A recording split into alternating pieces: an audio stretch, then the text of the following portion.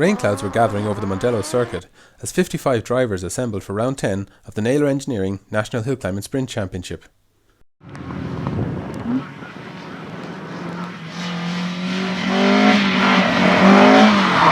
They quickly took to the track to claim a dry run before what would essentially become a washout.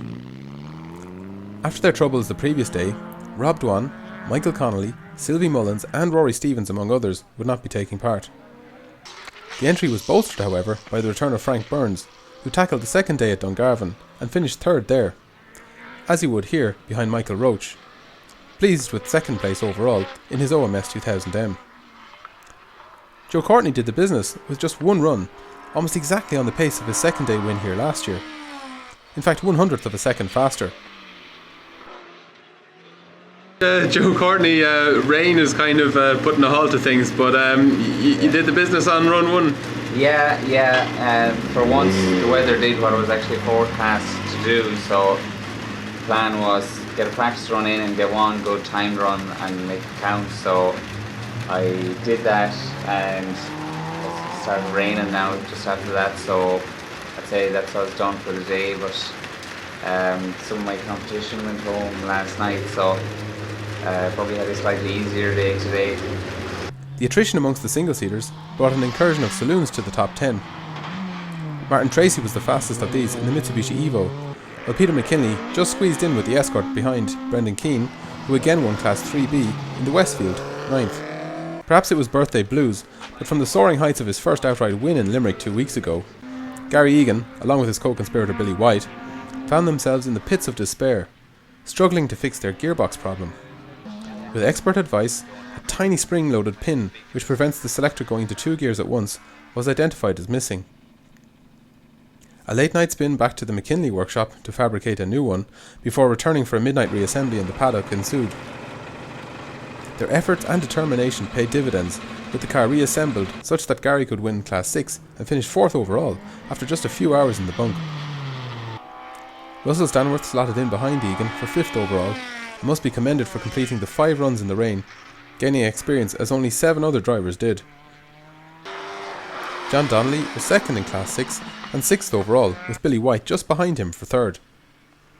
These drivers are all drawing in for a close battle for 4th overall as the season approaches its penultimate weekend. Class 7, the Liebherr class, is essentially for the big power single-seaters, mid-engine sports cars and 4-wheel drive vehicles that don't fit within any of the other classes, and caters for the most extreme cars in Irish motorsport. Frank Burns is 4th in the class, having only contested 2 rounds so far. Rory Stevens dropped to 3rd, missing this round, and is now 1 point behind Russell Stanworth's Brainerd Opel Lotus. Overall championship leader Joe Courtney also leads this. One more class win would see him take a maximum 100 points. As the overall top 3 don't take their class awards at the end of the year, it's possible that a 2nd or 3rd in the points in the class could be attributed with the win, so there's plenty to play for over the final 4 rounds. The top 3 Centos were split by just 800ths of a second. Alan Tully was using all of the track around the back of the circuit to keep up. Damien Walsh was just a heartbeat behind Victor Danny Hurley. Walsh is now just 4 points ahead of Hurley with as many rounds left to run. David Byrne won a quiet Class 8 in his Vauxhall Nova, just ahead of Gary Graham, who was taking 2nd in Class 1A with his 205 GTI. Darragh Fay was 1st in that class in the white Swift that he campaigned successfully last year. Jack Deegan looked like he was really enjoying himself in the M16 205, claiming Class 9. Seamus Hobbs was the fastest on scratch time in the Historics, in the very special looking MD GT, despite getting balked a few times. If it's not one Darien, it's another. Seamus Morris might have sat out Sunday, but John Lynch took up his mantle to deny Martin Flanagan the class win to go along with maximum points of the championship drivers in Class 10.